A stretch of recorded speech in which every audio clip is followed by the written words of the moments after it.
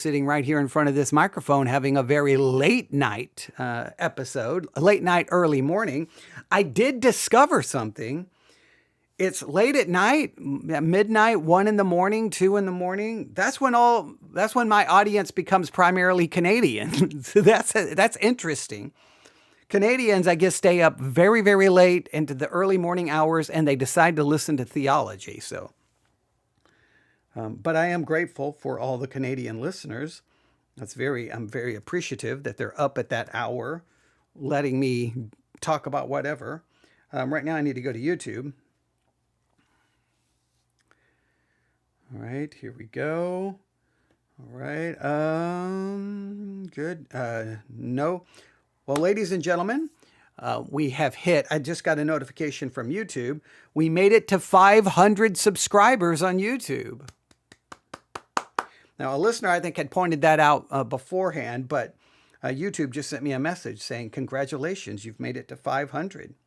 You're still garbage, but hey, you made it to 500. Okay. All right, I'm trying to go to Theology Central. Here we are. Oh, I'm going to hit. I pointed that out beforehand, but YouTube just sent me a message saying, all right. We got that fixed. Now let me go over here to Sermon Audio itself. Oh, don't want to lose that. That's my screen I'm saving. Go to webcast. We're the only ones broadcasting. Go figure. All right. This is that time of year. I do know this from a broadcasting perspective. My numbers may dramatically decrease for the number of people listening at this time of year, but this is the time where a lot of podcasters take the time off, and churches in many cases cancel services.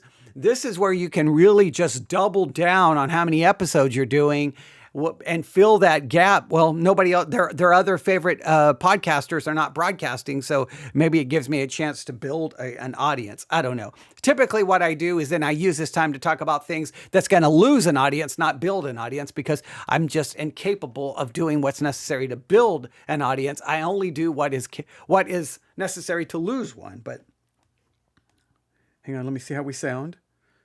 Test one. Oh, wait, how come there's no sound? I'm just incapable. There we go. All right. Got me nervous there for a second. Got me nervous. All right. Thought there was a problem with the sound, but it's there. All right. Thank you so very much for tuning in. No Canadians today. Again, what's weird is if it's 1 in the morning, 2 in the morning, primarily it's North Carolina and it's Canada. If I'm broadcasting at 1, 2, 3 in the morning, it is North Carolina and it's Canada. That's interesting. All right.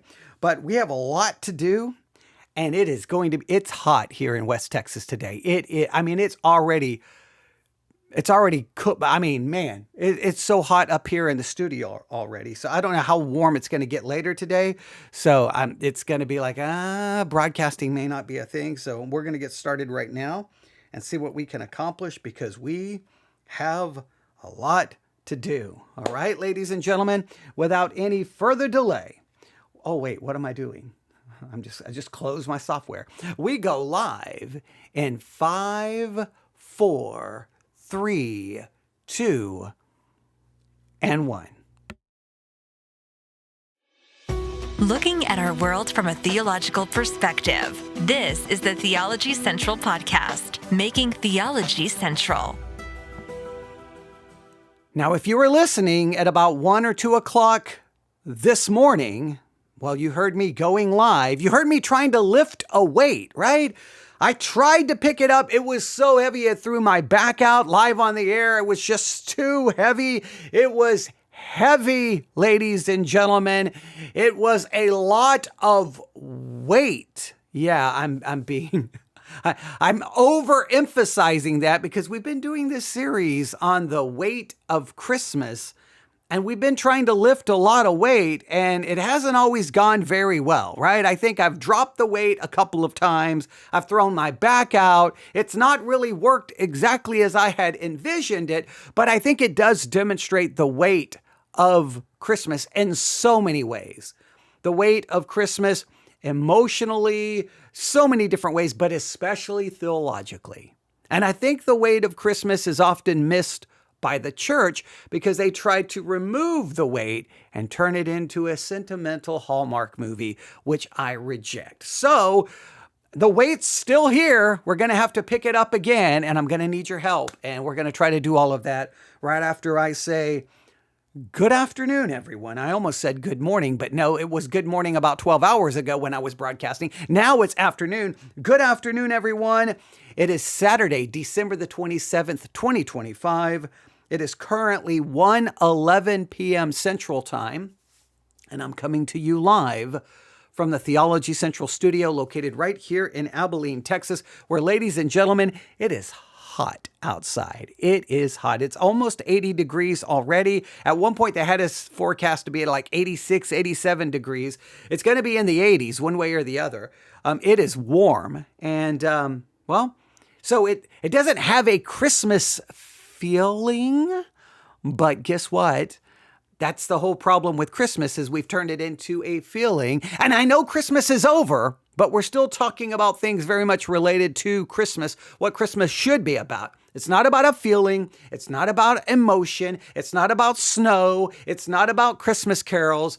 It's about something far more important and far more heavier, and that is Jesus Christ himself. Jesus Christ himself is the weight of Christmas. It's the weight we all have to try to carry because trying to understand Christ, trying to understand Christology is a weighty endeavor. And we have tried to do that, and we've kind of stumbled onto some things that I'm still struggling with, and we're going to see where we're going to end up. All right. So if you listen to part 2, well, you probably should have listened to part 1. In fact, you should just listen to everything in this series about the weight of Christmas. But if you listen to part 2, and the only people really listening to part 2 was people in Canada and people in North Carolina, because I did that around 1 or 2 in the morning. And what we've discovered is that around 1, 2 in the morning, the only people listening to theology are people in Canada. But no matter, I'm greatly appreciative of wherever you're listening from.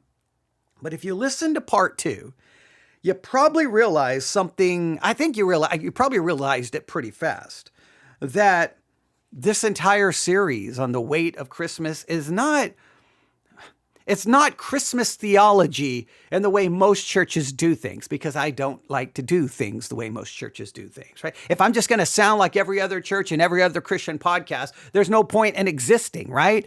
I've always stated that from the very beginning when Victory Baptist Church first started. The very first Sunday night I preached, I said, look, guys, there's like 250 churches within about a 50-mile radius of where we're standing, where we're sitting this evening. If we're going to be like every other church, let's just close down and go to one of them. We're going to be different. And we were. To its own detriment. And that's why, now Victory Baptist Church no longer exists, because I tried to be too different, but that's okay.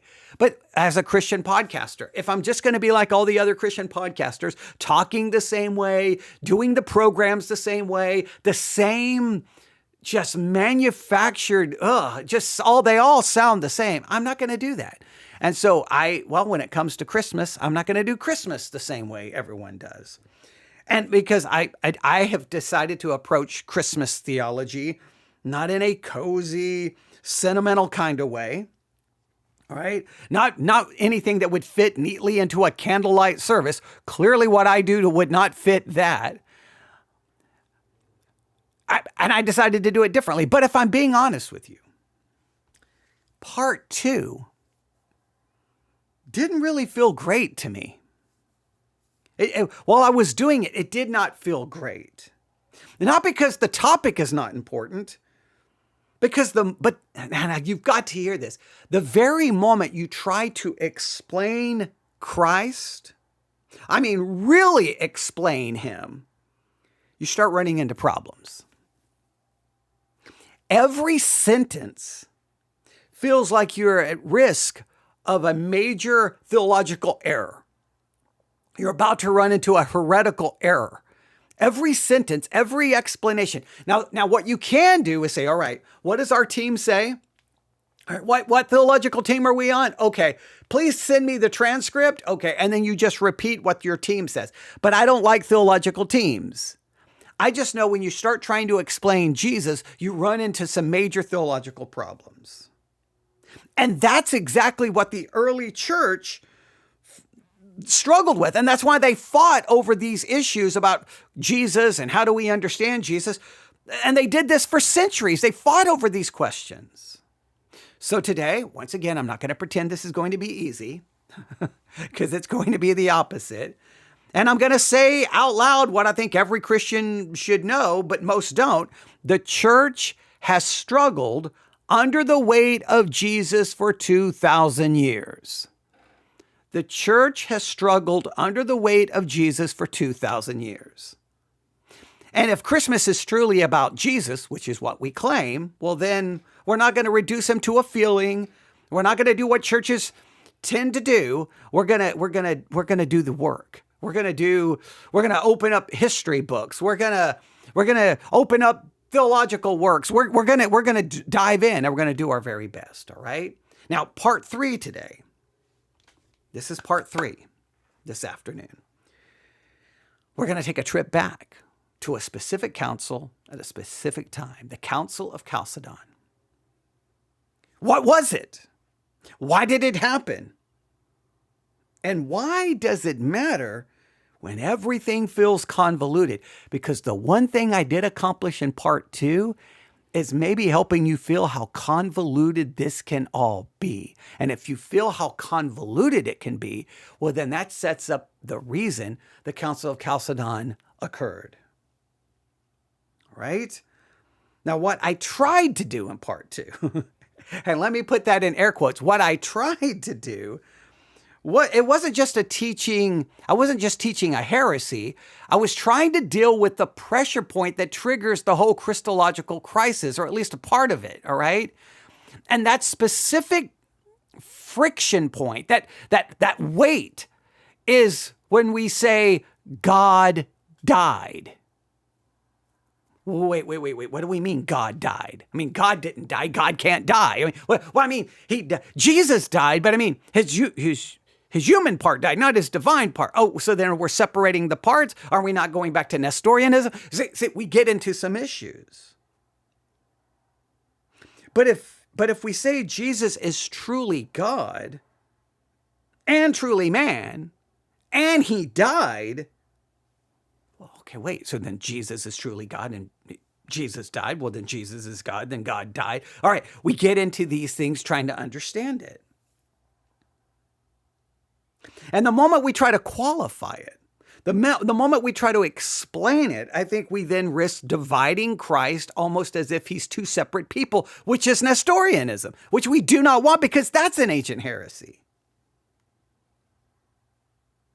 And the more I tried to get into this ancient heresy, which we did, we get into ancient heresy, and we got into monophysitism, right?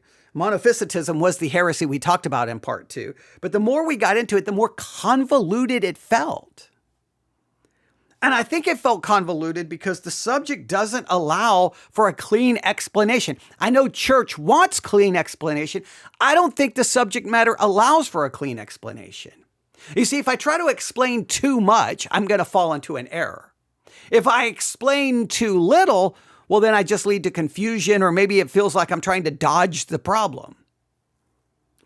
If I try to make it emotionally comfortable, well, then I end up with some vague Jesus that's useless and meaningless. So then we ended up I did my very best trying to explain, monophysitism. Monophysitism I think in monophysitism, if we go back in history, it made emotional sense because it tried to protect God from suffering and God from death by collapsing the natures of Jesus, truly God and truly man, and monophysitism collapsed those natures into one so that Christ's humanity doesn't remain distinct in a way that lets you say he truly suffered, truly bled, truly died as man without turning God into a mortal being. And it gets really, really convoluted in trying to explain that. So in part two, it started to feel like every explanation created a new problem. You may not have been able to hear that, but in my mind, every time I tried to give an explanation, I felt like, oh, wait, well, what about that? Well, wait, that doesn't work. And so it felt very convoluted. As much as I was trying to be authoritative or clear, my brain was like, wait a minute. If I say this, well, am I not saying what we're trying to fix? Am I not just walking right back into the same problem? How do I fix this?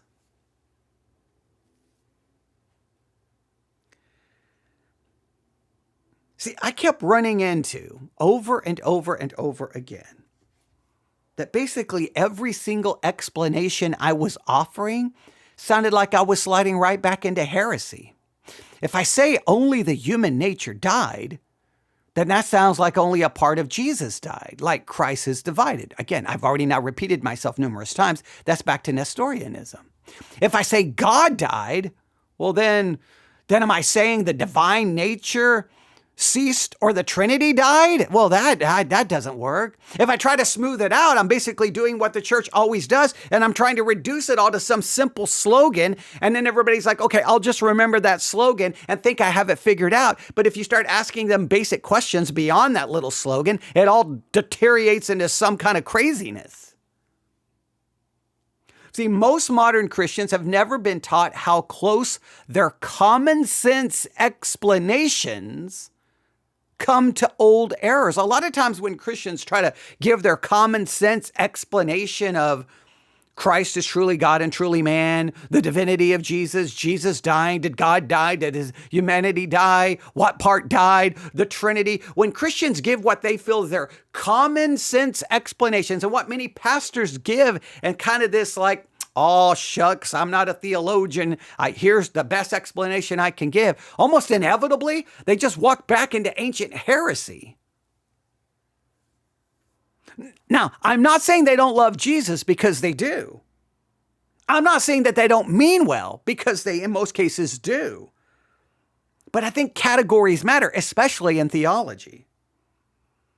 Because the gospel is tied to who Jesus is. And if you get Jesus wrong, you get the gospel wrong. And according to Christianity, if you get the gospel wrong, then you are not saved. Well, that's pretty serious, isn't it? Now, in part two, you heard me kind of float a hypothesis. And that hypothesis is very complicated and very difficult to try to articulate, but I'm going to try to articulate it because it is sometimes hard to when you're trying to teach, and this is what happened in part two. I'm trying to teach about monophysitism, right? I'm trying to help you understand it. But the more I try to explain it or try to argue against it, I felt like that everything I did was not making sense. So then basically live on the air at, 1 o'clock in the morning, 2 o'clock in the morning, whatever time it was, I start realizing, I think I need kind of a theological hypothesis to try to make sense of this. Now, that's not the time to create a theological hypothesis. That's not the time to do so. Don't create a theological hypothesis in the middle of trying to do an episode. But in another way, that's really what this podcast is about. I think some people get it, some people don't.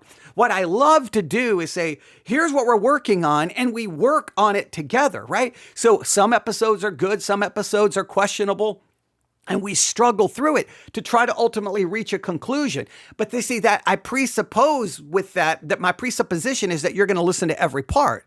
And I know a lot of people don't, and I understand that.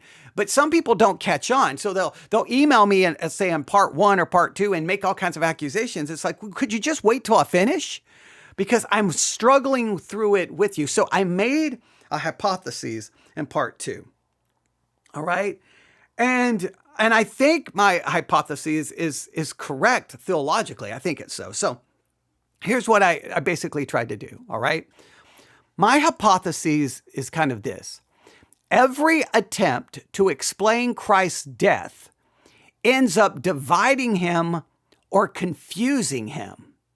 Therefore, instead of qualifying and explaining, we should confess the whole Christ. Truly God, truly man, two natures, one person. He died, period. That's to me is the best theological way to approach this. Jesus Christ is truly God, truly man, two natures, one person. He died, the end. Now, I know that's not satisfactory, but it protects you from getting into all kinds of trouble. And I don't think it's sloppy theology, all right? I think it's a deliberate refusal to speculate beyond simply a confession. Jesus Christ is truly God, truly man, two natures, one person. He died, the end, period. Anything else I say, I'm going to walk into some kind of ancient Christological heresy. In fact, what I think I'm trying to do in that hypothesis, I think it's very close to what the early church ended up actually doing. Even if now later systems may have tried to sound more confident, but I think if you go back to the early church, to where we're going to be going today, the Council of Chalcedon, I think what they did is exactly what I try to do in my hypotheses. Jesus Christ, truly God, truly man, two natures, one person, died, the end.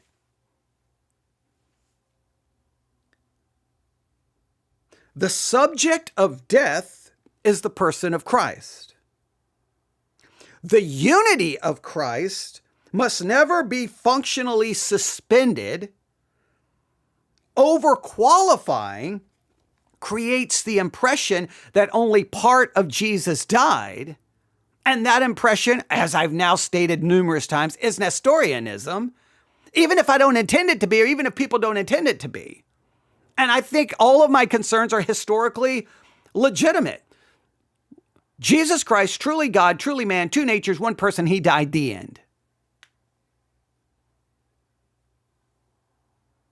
I am not saying, and I've got to be crystal clear here, that the divine nature ceased to exist. I'm not saying the Trinity died. I'm not saying that God stopped being God. I'm not saying essence was destroyed. I'm not saying divinity is mortal. I am trying to do something far more restrained, all right?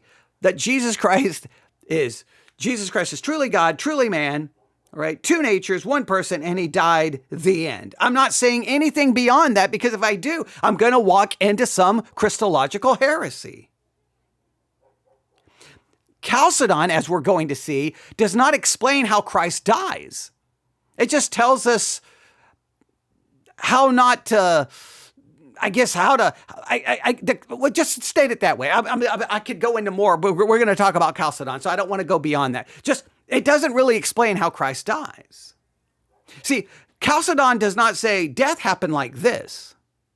It does not map out death onto nature mechanics. How does the mechanics of the nature work? It doesn't do that. It does not give us some kind of metaphysical process.